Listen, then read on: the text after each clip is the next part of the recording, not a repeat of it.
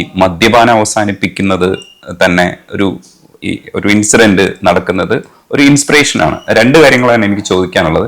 അങ്ങനെ ഒരു മാറ്റം നടക്കുന്നത്, ഒന്ന് സിനിമ തന്നെ അതിന് സ്വാധീനിക്കുന്നു, വെള്ളം എന്ന് പറയുന്നത് സിനിമ സ്വാധീനിക്കുന്നു. അതുകൊണ്ടാണ് വെള്ളമടി നിർത്തി എന്ന് പറയുന്നത് വലിയൊരു മെസ്സേജാണ്. കാരണം ഈ സിനിമ ഓഡിയൻസിനെ സ്വാധീനിക്കുമോ ഇല്ലേ എന്നൊക്കെ പറഞ്ഞ് സംസാരിക്കുന്ന സമയത്ത് ഇല്ല, സ്വാധീനിക്കുമെന്ന് ഒരു നടൻ തന്നെ പറയുമ്പോൾ കിട്ടുന്ന ഒരു സിനിമയ്ക്ക് കിട്ടുന്ന ഒരു ഉയർച്ചയും, അല്ലെങ്കിൽ സിനിമയെ ഫോക്കസ് ചെയ്യപ്പെടേണ്ടതുണ്ട് എന്ന് പറയുന്ന ഒരു സന്ദേശം അതിന്റെ ഉള്ളിൽ കിടപ്പുണ്ട്. ശരിക്കും ആ സിനിമ തന്നെയാണോ അങ്ങനെ ഒരു തീരുമാനം പ്രേരിപ്പിച്ചത്? തീർച്ചയായിട്ടും അങ്ങനെ ശക്തമായിട്ട് എടുക്കും, ഇല്ലെങ്കിൽ വെറുതെ ഒരു അല്ലല്ല. ആ സിനിമയിലെ മുരളിയുടെ കഥാപാത്രത്തിന്റെ അവസ്ഥ കണ്ടപ്പോൾ ഞാൻ അങ്ങനെ തുടർന്നാൽ, ഇപ്പൊ എന്റെ മദ്യപാനം ഉണ്ടായിരുന്ന സമയത്ത് ഞാൻ ജോലിക്ക് 5 മിനിറ്റ് പോലും ലേറ്റ് ആയിട്ടില്ല എന്റെ ജോലിക്ക്. പക്ഷെ എന്റെ ആരോഗ്യത്തിലോട്ട് വളരെ മോശമായിട്ട് അത് കോൺട്രിബ്യൂട്ട് ചെയ്യുന്നുണ്ട്. എന്റെ പെരുമാറ്റ രീതിക്ക് വളരെ മോശമായിട്ട് കണ്ടു. നമുക്ക് അറിയാതാണെങ്കിലും അഹങ്കാരം എന്ന് പറയുന്ന ഒരു പേര് കിട്ടാം. നമ്മൾ ചിലപ്പോൾ അഹങ്കാരമില്ല, നമ്മൾ വളരെ റോ ആയിട്ട് റിയാക്ട് ചെയ്യുന്നതായിരിക്കും. നമ്മളുടെ ശരികളിൽ നമ്മൾ പിടിച്ചു വെക്കുമല്ലോ, നമുക്കൊരു എക്സ്ട്രാ ഒരു ബന്ധത്തിന് ധൈര്യം കിട്ടുമ്പോൾ ആവശ്യമില്ലാത്ത കാര്യത്തിൽ ഇടപെടും. ഇല്ല, ഇതൊക്കെ ഒരു മദ്യത്തിന്റെ ഒരു രസകരമായ ഈ പറഞ്ഞാല് നമുക്ക് എനിക്ക് തോന്നിയിരുന്ന ഫീല് ഞാൻ പ്രഭാസാന്ന് തോന്നാറുണ്ട്. അപ്പൊ അത്ര ശക്തി എനിക്ക് ഫീൽ ആണ് ഈ 5-3 ഞാൻ. അപ്പം അതായിരുന്നു എനിക്ക് അതിൽ എക്സൈറ്റ്മെന്റും തോന്നുന്നു. ഇത്രയുള്ള എനിക്ക് ഭയങ്കര എനർജിയും ശക്തിയും കിട്ടുന്നു. തമാശ ഞാൻ ആസ്വദിച്ചപ്പോ കോളേജ് കാലത്തെ മദ്യത്തിൽ എന്റെ ജീവിതത്തിൽ തമാശയായിരുന്നു, ഫണ്ണായിരുന്നു. കോളേജിൽ എന്റെ സുഹൃത്തുക്കൾക്കൊപ്പം ഞാൻ മദ്യപിക്കുമ്പോഴുണ്ടായിരുന്നു. പക്ഷെ ഒരു പരിധിയിൽ അത് മാറി. അതിന്റെ ഡൈമെൻഷനും എനിക്ക് ലവ് ആക്ഷൻ ഡ്രാമ ഒക്കെ പ്രൊഡ്യൂസ് ചെയ്യാൻ സ്ട്രെസ് വന്നു. സ്ട്രെസ് ഒക്കെ വരുമ്പോൾ ഇതിന്റെ എഫക്ട് മാറും, നമ്മളെ റിയാക്ട് ചെയ്യുന്ന രീതി മാറും. അങ്ങനെ ഇരിക്കുമ്പോഴാണ് കോവിഡ് വന്നപ്പോൾ ഇത് ഞാൻ സൺ നെക്സ്റ്റിൽ കണ്ടത്. ഇത് കണ്ടപ്പോഴാണ് നാച്ചുറലി എന്റെ കൂടെയുള്ള വ്യക്തികൾ, ഇപ്പൊ ഞാൻ പറഞ്ഞ മുഹമ്മദ് എന്ന് പറഞ്ഞ വ്യക്തി, എന്റെ പേരൻസ്, എന്റെ വൈഫ്, അല്ലെങ്കിൽ അങ്ങനെയുള്ളവരൊക്കെ പറയുന്നുണ്ട് ഇത് മോശമാണ്, അല്ലെങ്കിൽ ഇറ്റ്സ് ഹൈറ്റ്, അവരൊക്കെ ബാധിക്കുന്നുണ്ട്. അല്ലെ, നമ്മളിപ്പോ ഒരു സ്ഥലത്ത് പോയി നമ്മളുടെ ഒരു പെരുമാറ്റ രീതി മോശമായാലോ, അല്ലെങ്കിൽ നമ്മൾ ആരെങ്കിലും വേദനിപ്പിച്ചാൽ, അറിയാതെ വേദനിപ്പിക്കും, ഇയാൾക്ക് ശരിയായിരിക്കും, ഇയാൾ അറിയുന്നില്ല മറ്റേയാള് ഹേർട്ടായെന്ന്, ഇതൊക്കെ അറിയുമല്ലോ ആൾക്കാർ. അപ്പൊ ഈ നമ്മളെ കുറച്ചെങ്കിലും നമ്മളോട് കൺസേൺ ഉള്ള വളരെ ചുരുക്കം ആൾക്കാരാണ് ഇവരൊക്കെ, നമ്മൾ അടുത്ത് നിൽക്കുന്നത്.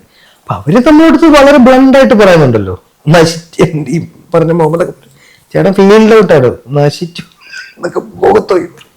അപ്പം അങ്ങനൊക്കെ ഉള്ള ഒരു ഇതിലാണ് ഞാൻ ഈ സിനിമ കാണുന്നത്. അപ്പം ഒരു എന്തോ ഒന്നായിരിക്കുമല്ലോ, ഒരു ബെല്ലടിക്കുക. നമുക്കൊരു ജിമ്മിൽ പോകാൻ ഒരാൾക്ക് തോന്നാന്ന് പറഞ്ഞാൽ ആ തോന്നണം അല്ലേ, ആ ഒരു പോയിന്റ്. അതെനിക്ക് സംഭവിച്ചത് ഈ സിനിമ കണ്ടപ്പോഴാണ്. സിനിമ കണ്ടത് കൊണ്ടല്ല, സിനിമ കാരണമായി. ജയസൂര്യ എന്ന് പറഞ്ഞ ജയേട്ടന്റെ ഒരു പകർന്നാട്ടമില്ലേ, അഭിനയം ആയിക്കോട്ടെ, അഭിനയമാണെന്ന് നമുക്കറിയാം. ഞാൻ സിനിമയില് അതിൽ നിന്നും അറിയാ ചില റിയാക്ഷൻസും സാഹചര്യങ്ങളിലുള്ള നിസ്സഹായാവസ്ഥകളൊക്കെ നമുക്ക് ചിലപ്പോൾ ടച്ച് ചെയ്യും. അത് ഓരോരുത്തർക്കും ഓരോ രീതിയിലായിരിക്കും. അത് എവിടെയോ ഒന്നിൽ ടച്ച് ചെയ്തു. അപ്പൊ ഞാൻ തീരുമാനിച്ചു, പിന്നെ അതിലോട്ടൊരു എനിക്കൊരു അഡിക്ഷൻ ഒന്നും ഇല്ലായിരുന്നു. ഞാൻ ഈ ശക്തി ഇഷ്ടപ്പെട്ട് ചെയ്തോണ്ടിരുന്ന. അപ്പം എളുപ്പം, എനിക്ക് വേണ്ട ബുദ്ധിമുട്ടൊന്നും ഫീൽ ചെയ്തില്ല. വൺ ഡേ ഡിസൈഡഡ് എന്ന് വെച്ചാൽ ലൈഫ് ടൈം നിർത്തിയെന്ന് ഇപ്പൊ എനിക്ക് താല്പര്യമില്ല. എനിക്ക് താല്പര്യം വരാം, അതെനിക്കറിയില്ല. ഇപ്പൊ എനിക്ക് പൂർണ്ണമായിട്ട് എന്നോട് താല്പര്യമില്ല. പക്ഷെ അജുവിന്റെ പ്രൊഫൈലിനെ അതെങ്ങനെയാണ് ബാധിക്കുക എന്ന് ചിന്തിക്കാറുണ്ടോ? ഇപ്പോൾ വെള്ളവടി നിർത്തി എന്ന് പറയുമ്പോൾ നമുക്ക് വേറൊരു തരത്തിലുള്ള അംഗീകാരം കിട്ടുന്നുണ്ട്.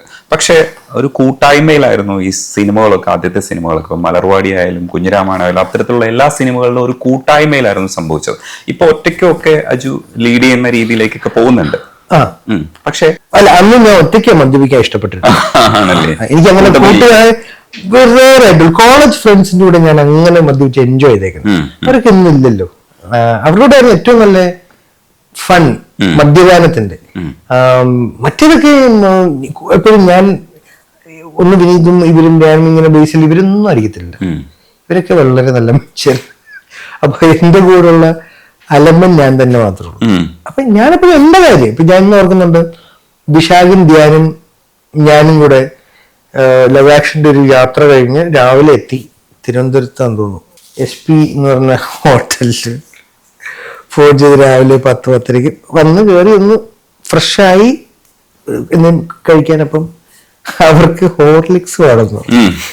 ഞാൻ രാവിലെ ചേട്ടാ 2 ഹോർലിക്സും 2 റമ്മും. അവരവിടെ വിചാരിച്ചു അതെന്ത് മിക്സാ,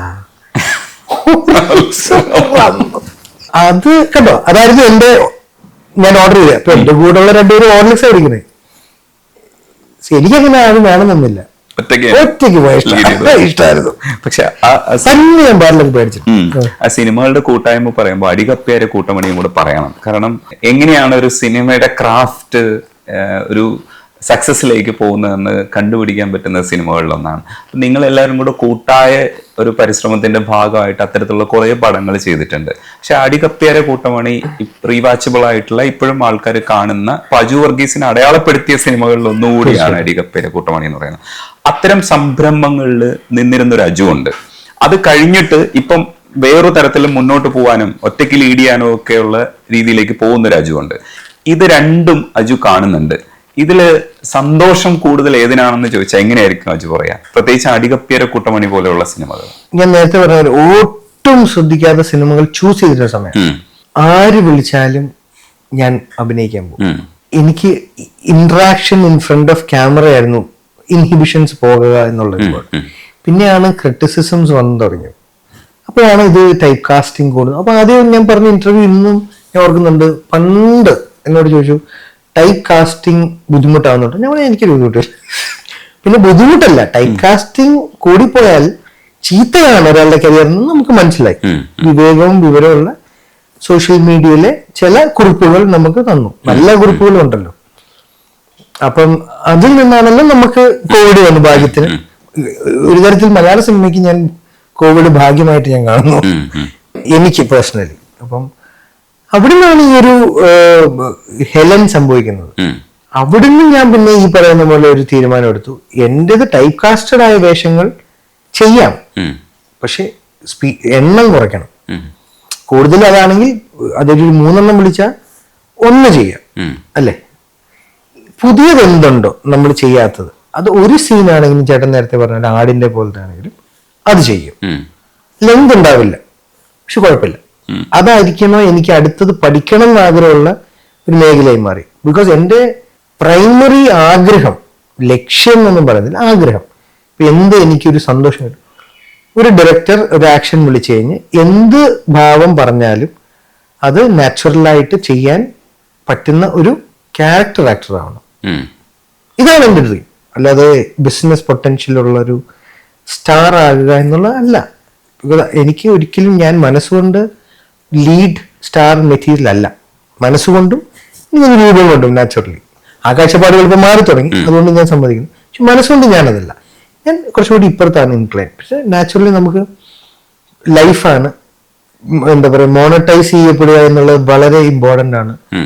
ഈ എക്സ്പെരിമെന്റ് നടക്കണമെങ്കിൽ ഫണ്ട്സ് ഫ്ലോ വേണമല്ലോ. അപ്പൊ ആ ബാലൻസ് നടക്കുന്നേ ഉള്ളൂ.